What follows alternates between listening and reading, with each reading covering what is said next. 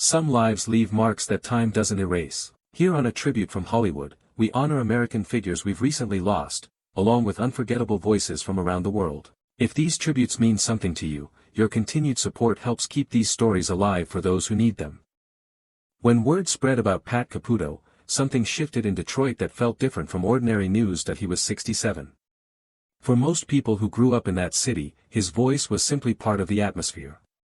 Present in the car through February sleet, drifting out of kitchen radios after Tigers games, filling late nights with Lions arguments that somehow cut closer to the truth than the games themselves, anyone who listened to WXYT regularly knew exactly how Pat sounded when something frustrated him. And Detroit sports gave him no shortage of fuel over the years. But that was precisely why audiences believed him. He didn't carry himself like a polished media personality protecting his access. He sounded like the guy 2 seats over at a neighborhood sports bar, saying the thing nobody else wanted to say out loud. Younger fans may not fully grasp what local sports radio once meant to daily life. In the 1970s and 80s, before the internet put everything at your fingertips, voices like Pat Caputo weren't just entertainment, they were company. Especially in Detroit, where rooting for teams wasn't a hobby. It was connected to who you were. To factory shifts. To Sunday afternoons. To winters that stretched longer than they should. He stayed through the painful seasons, the devastating losses, those Lions years that pushed even the most loyal fans toward the edge. He never dressed Detroit up as something it wasn't. That honesty kept people listening, and if we're being real, that kind of voice is quietly vanishing. Not just Pat, an entire generation of local broadcasters who made sports feel personal rather than packaged. Stadiums get new names. Radio habits drift away. And one morning you realize that the voices that narrated half your life have gone silent without much fanfare. For country fans who still carry the sound of the 1990s somewhere inside them, the loss of Raul Malo lands with a particular weight. He was 60. And his voice, for many people, simply had no comparison anywhere in Nashville. That was the whole point. At a time when country radio had settled into comfortable patterns, Raul Malo and the Mavericks arrived carrying something richer and older, almost outside of time. You could hear the ghost of Roy Orbison in the phrasing. Cuban warmth woven through the rhythms. The ache of traditional country heartbreak. Even traces of old Las Vegas glamour buried in the arrangements. Record label executives weren't always sure what to make of it. Audiences didn't need a moment to decide. People who lived through that era still remember where they were when All You Ever Do Is Bring Me Down came through a car radio. Dance halls. Backyard cookouts. Small roadside bars where couples married for 30 years still found reason to stand up and move together. His music lived in that space, romantic and bruised and somehow still hopeful all at once. By most accounts, he stayed grounded off stage too.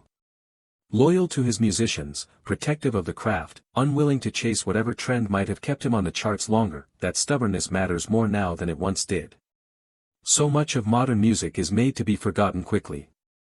But songs like his stay attached to specific memories, a particular summer, a drive that went on past midnight, someone who used to sit beside you and doesn't anymore.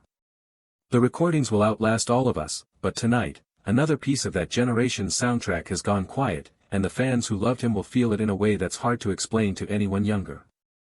For people raised on outlaw country, losing David Allan Coe at 86 feels like the final pages of a rough and essential chapter in American music closing for good. He was never meant to be polished. Never easy to market or explain away. That was the entire foundation of what he was.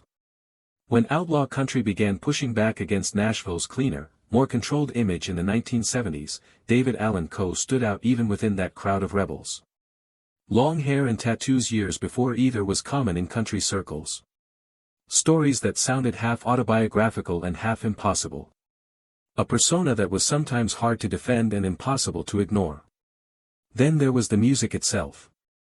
Take This Job and Shove It became something larger than a song for working-class America. It became a release. Factory workers, long-haul drivers, men dragging themselves home after 10-hour shifts, they heard it in bars and garages and VFW halls and old diners where the jukebox still stood in the corner. His writing understood exhaustion and frustration in ways that carefully produced radio hits never quite managed. There was real loneliness in his voice too. That was the part that stayed with people. Songs like You Never Even Called Me by My Name mixed genuine humor with quiet sadness in a way that older country fans recognize instantly. Funny at first listen. A little heartbreaking once it settles in. Not everyone agreed with David Allan Co. Even his devoted fans would admit that readily.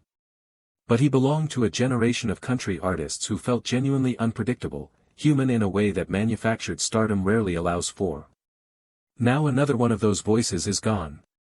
And for people who remember AM radio crackling in the dark and cigarette smoke hovering over old honky-tonks and country music before it was softened for mass consumption, this one arrives harder than expect. Vince Gill did not come from a childhood that looked like tragedy from the outside. That might be the most important thing to understand about him from the start. There was no dramatic origin story. No single defining moment where the universe seemed to reach down toward a boy in Oklahoma and say, this one will spend his life carrying other people's grief into song. It was quieter than that. He was born in Norman, Oklahoma in 1957, in a home where music moved through rooms the way Sunday light moves through a kitchen window, naturally, without announcement. His father, a lawyer and judge, loved music with real devotion. There was structure in that household.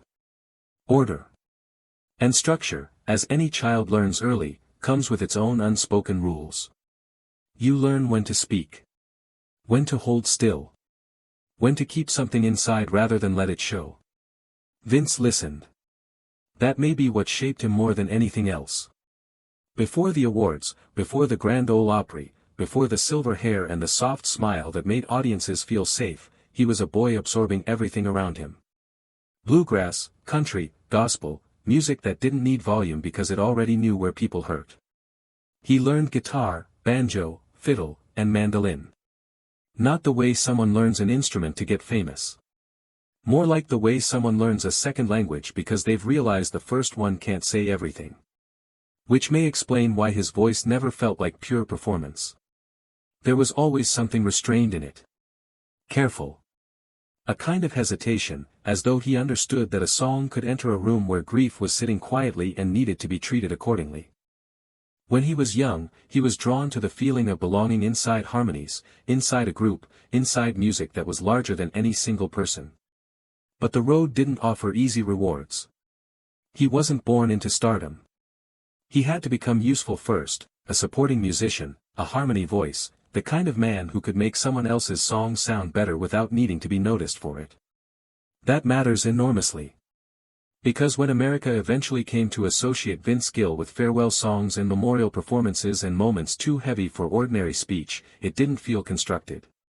It felt like the same quiet boy from Oklahoma had simply grown into the man people knew they could trust with their goodbyes. Not because he was broken himself.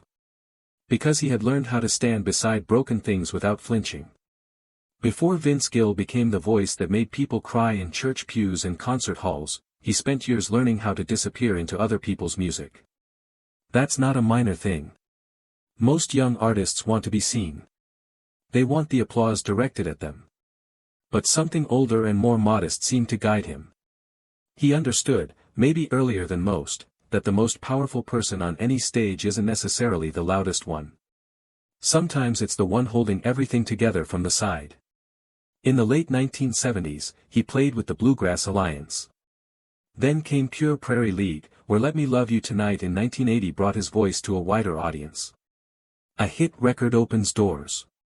It also creates a strange confusion. People begin to recognize your sound without truly knowing you. Vince kept moving forward anyway. Nashville was not generous with his time. The years of waiting, adjusting, wondering whether the thing inside him would ever find the right channel, those years were real. Talent doesn't insulate a person from self-doubt. It doesn't protect a marriage from the wear of uncertainty. It doesn't keep the silence from feeling heavy when the crowd has gone home. By the early 1990s, something finally shifted. I Still Believe in You arrived in 1992, and suddenly Vince was no longer simply a respected musician. He had become part of the emotional architecture of American country music. Women who had raised children and buried parents and survived the slow erosion of long marriages, they heard something in his voice that they couldn't always name. Not bravado. Not spectacle. Something honest. His songs felt genuine without being harsh. Romantic without being naive. Sorrowful without surrendering to despair. The awards followed. Grammys. CMA recognition. The Grand Ole Opry invitation in 1991. All the public signals that Nashville had finally made full room for him. But even during that recognition, there was a modesty around Vince that made success seem almost incidental. He didn't look like a man conquering country music. He looked like a man simply grateful to still be in the room. That's what made the later years hit so differently. Once America decided Vince Gill was a safe voice, a trusted one, it began bringing, but the song wouldn't come together. Some grief doesn't become music right away. It waits. It follows a person into quiet hotel rooms, into late drives, into the spaces between things where there's nothing left to distract you. Then Vince's half-brother Bob died, and suddenly the song had somewhere it needed to go. When he performed it, people didn't simply hear a country ballad. They heard permission. Permission to grieve a father. A husband. A mother. A child. A friend from church who left an empty chair at every table afterward. That's when Vince Gill became something beyond a performer. He became the person America called when goodbye was too large to carry alone. But that role has a weight that doesn't go away. Consider carrying that one song for decades. Watching strangers begin crying before you've reached the second verse. Knowing that for entire families, your voice will be permanently attached to the hardest day they ever lived through. There is something profound and something exhausting in that.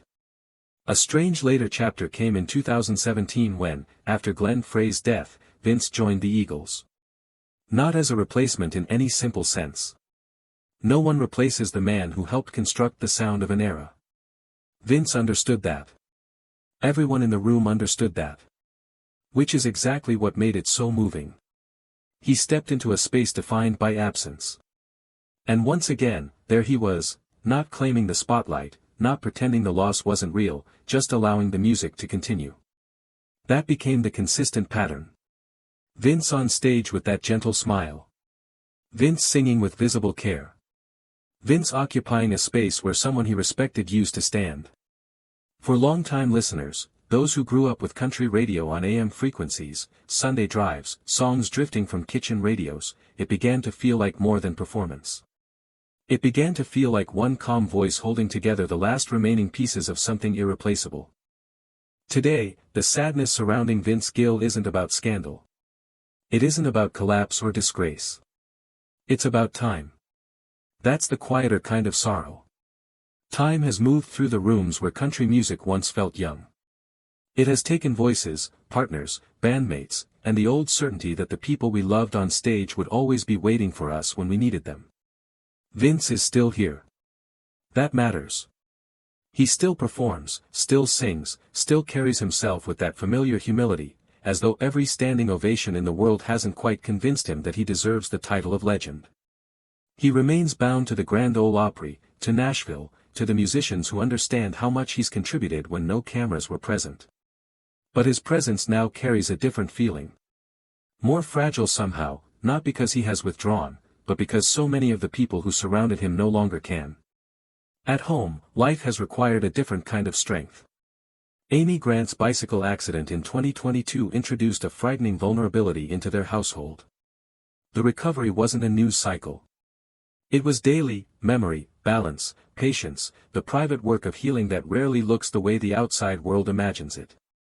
Vince, who had spent so many years singing other people through their losses, found himself living alongside uncertainty inside his own walls.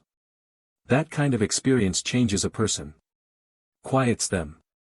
Possibly makes every performance feel less automatic and more deliberate. Maybe when he sings now, the understanding runs even deeper, that music isn't decoration. It's shelter. For older listeners, particularly women who have carried these songs through marriages and children and funerals and church mornings and long empty afternoons, Vince represents something very specific. Not just a country star. Continuity. Evidence that gentleness survived the decades. That humility still holds value. That a man can grow older without becoming hardened. Maybe that's why every tribute and every ovation now carries a faint undercurrent of urgency, like a thank you that people are quietly afraid they waited too long to give. Vince Gill is still on the stage. Still smiling. Still carrying the music with both hands and all the care it deserves. But when he sings now, it feels as though he's doing two things at once, honoring those who are no longer here, and quietly helping the rest of us find the strength to keep going. The passing of Jeannie Seely at 85 brought a soft and lasting sadness to longtime country fans who remember when the Grand Ole Opry genuinely felt like the center of the music world every Saturday night. Her voice belonged to that time completely. Warm, honest, carrying a slight smokiness at the edges that made everything she sang feel lived in. Real, in the way that word actually means something. Many people still remember the first time Don't Touch Me reached them in the 1960s. It wasn't just another country record. There was restraint in it. Emotional honesty. The kind of quiet vulnerability that classic country carried with such grace back then. You believed her. Not because she was performing heartbreak, but because she never sounded like she was performing at all. They called her Miss Country Soul. The name fit perfectly. Jeannie Seely brought something deeper and more tender into Nashville at a time when women in country music were often required to work twice as hard simply to be taken seriously. The respect she earned came slowly and genuinely. For decades, audiences kept seeing her on the Opry stage while entire generations of country stars rose and faded around her. That kind of consistency is easy to overlook and hard to replace. Certain artists become part of the background fabric of your life. Familiar voices. Familiar faces. You stop consciously noticing them the way you notice something new, and then one day they're gone, and the silence where they used to be is more noticeable than you expected. There's a particular ache in losing artists tied to country music's gentler early years. The rhinestones. The live bands. The late-night radio voices introducing songs with unhurried southern warmth. Another voice from that world has gone quiet now. And for many older Americans, it feels as though a piece of their own memories quietly went with it.